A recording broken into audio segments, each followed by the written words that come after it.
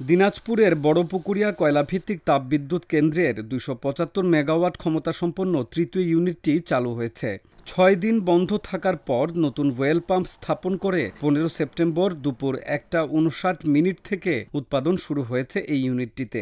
ইউনিটটি থেকে দৈনিক উৎপাদিত ২০০ থেকে ২০০ মেগাওয়াট বিদ্যুৎ জাতীয় গ্রিডে যোগ হচ্ছে। এটি চালু রাখতে দৈনিক ২২০০ থেকে ২৩০০ মেট্রিক টন কয়লা প্রয়োজন হবে বলে জানিয়েছে কর্তৃপক্ষ। এতে করে উত্তরাঞ্চলের লোডশেডিং অনেকাংশে কমে আসবে বলে আশা প্রকাশ করেন সংশ্লিষ্টরা।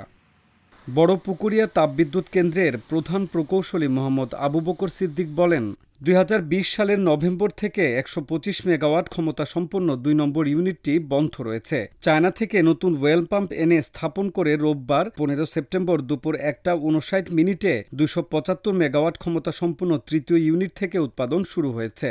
তিনি আরও জানান, সংস্কার কাজ শেষে গত ১২ সেপ্টেম্বর রাত থেকে ১ নম্বর ইউনিটটি থেকে উৎপাদন শুরু করা হয়েছে।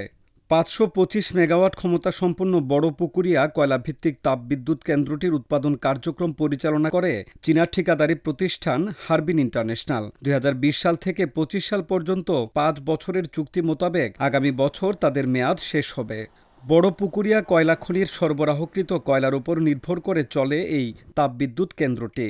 কয়লাভিত্তিক তাপবিদ্যুৎ কেন্দ্রটির ৩টি ইউনিট হলেও বেশিরভাগ সময়ই ২টি ইউনিট থেকে বিদ্যুৎ উৎপাদন করা হয়। বাকি একটি ইউনিট ওভারওয়েলের জন্য বন্ধ থাকে।